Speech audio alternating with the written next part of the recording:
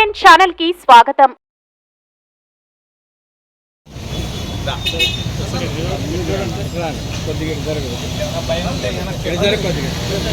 మూడు నాలుగు అంశాల గురించి మాట్లాడేదానికి వెంకటగిరికి రావడం జరిగింది.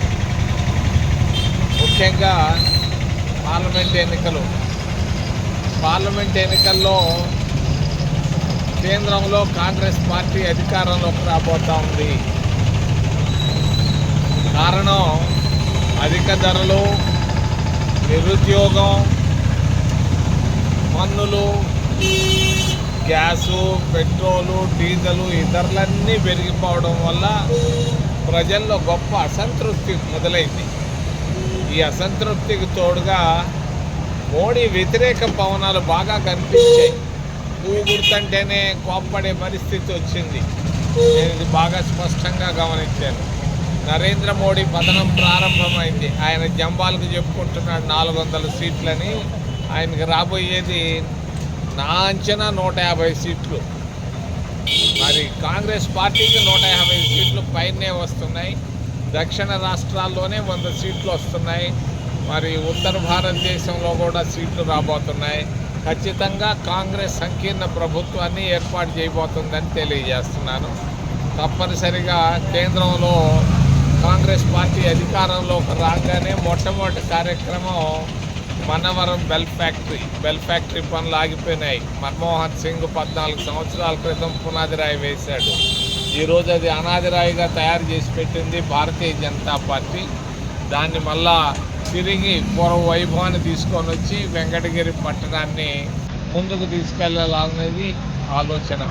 రెండోది, నేను క్రితంలో రాపూర్ నుంచి ఏర్పేట దాకా ప్రభుత్వ భూములు ఉన్నాయి.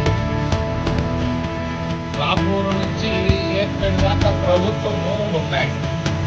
మరి అమరావతిని చంద్రబాబు అన్నాడు, విశాఖపట్నం అని జగన్ బాబు అన్నాడు. మరి నా దృష్టిలో మరి తిరుపతి నగరం బాగుంటుంది, ప్రాంతం అభివృద్ధి అవుతుందని నా ఆలోచన. ఇది సొంత ఆలోచన. దీని విషయంలో నేను ఖచ్చితంగా హైకమాండ్తో, కాంగ్రెస్ హైకమాండ్తో మాట్లాడతాను. మిగిలిన అన్ని రాజకీయ పార్టీలతో మాట్లాడతాను. క్రితంలో మరి కొన్ని రాజకీయ పార్టీలు చేరి అమరావతి ద్వేషణ అన్నారు. ఈరోజు అమరావతి ఏమైతే ఉన్నాయో లేదో నాకు తెలియదు. అన్ని రాజకీయ పార్టీలతో నేను మాట్లాడి ఖచ్చితంగా తిరుపతి రాజధాని బాగుంటుందన్న విషయం మళ్ళా విశదీకరిస్తాను. నా ప్రయత్నం నేను ఖచ్చితంగా చేస్తానని తెలియదు. మా పార్టీలో 100 మంది తిరుపతి రాజధానికి వ్యతిరేకించారు. రాయలసీమ వాళ్ళ పేర్లు నేను చెప్పదలుచుకోలేదు. ఏదైనా తిరుపతికి కోసం మేము ప్రయత్నం 90 మంది చేస్తాం.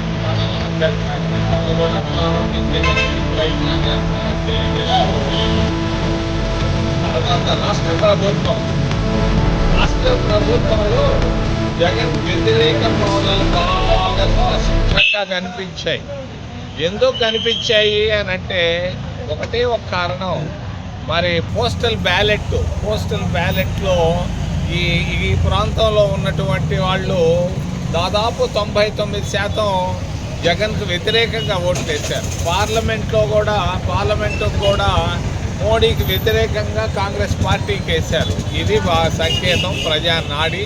తప్పనిసరిగా జగన్ బాబు కూడా పోవడం ఖాయం. కానీ జగన్ బాబు ఒక పని చేశాడు. ఎక్కడదో ఈ డబ్బు నాకైతే తెలియదు. ఒక్క గూడూరు రిజర్వ్డ్ సీట్లోనే 45 కోట్లు ఖర్చు పెట్టాడు. పక్కనే ఉన్నటువంటి కాళహస్తిలో 80 కోట్లు ఖర్చు పెట్టాడు. ఇక్కడ ఎంత ఖర్చు పెట్టాడో నాకు తెలియదు. మరి మొత్తానికి రాష్ట్రం మొత్తం మీద 4 నుంచి 5 వేల కోట్ల రూపాయలు ఖర్చు చేసినట్టుగా తెలుస్తూ ఉంది. అంత పెద్ద కాంగ్రెస్ పార్టీ, 100 సంవత్సరాల చరిత్ర కలిగిన కాంగ్రెస్ పార్టీ దేశం అంతా కలిపి జగన్ ఖర్చు పెట్టిన దాంట్లో 5% ఖర్చు పెట్టలేకపోయినాం మేము. ఇది పరిస్థితి. మరి ఒక తిరుపతి నియోజకవర్గంలోనే జగన్ 300 కోట్ల రూపాయలు ఖర్చు పెట్టాడు. ఎక్కడి నుంచి తెచ్చాడో మహానుభావుడు. దానికి మాత్రం నాకు ఒక సంతోషం. ఏది ఎట్టాగైనా కూడా ఎవరూ చేయలేని పని డబ్బు సాధించి ఎట్టయితేనేమి ఓట్లు బాగా కొనుక్కున్నాడు. మరి పోలీసుల సహాయం కూడా బాగా అందింది రెండు పార్టీలకి.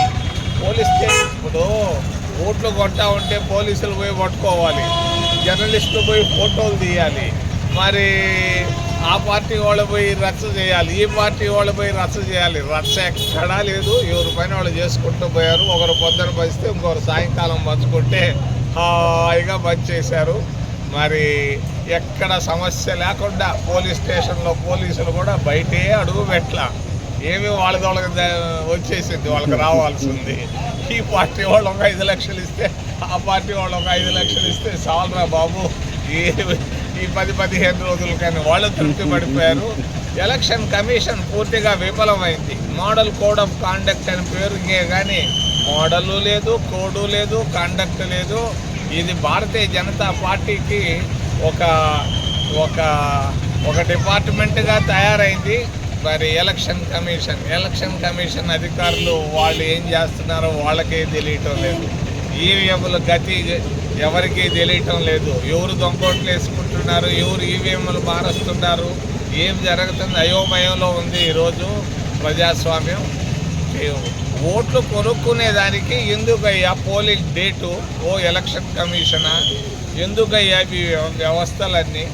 అవినీతిమయమైనటువంటి ఆంధ్రప్రదేశ్ రాష్ట్రం బయటపడి బాగా మంచి రోజులు వస్తాయని ఆశిస్తూ మరి మా కాంగ్రెస్ పార్టీ గురించి కూడా 2 మాటలు చెప్పదలుచుకున్నాను. షర్మిలమ్మ పిసిసి అధ్యక్షురాలు అయ్యారు, మేమందరం సంతోషపడ్డాం. మరి పిసిసి అధ్యక్షురాలు అయిన తర్వాత ఆయమ్మ అదేందో ఇది రాజశేఖర రెడ్డి పార్టీ కాదు, కాంగ్రెస్ పార్టీ. ఇది ఇండియన్ నేషనల్ కాంగ్రెస్, జాతీయ కాంగ్రెస్. ఈ కాంగ్రెస్ పార్టీలో 175 సీట్లు ఆమె ఇష్టం వచ్చిన వాళ్ళకి ఇచ్చుకుంది, 25 లోక్సభ సీట్లు ఆమె ఇష్టం వచ్చిన వాళ్ళకి ఇచ్చుకుంది.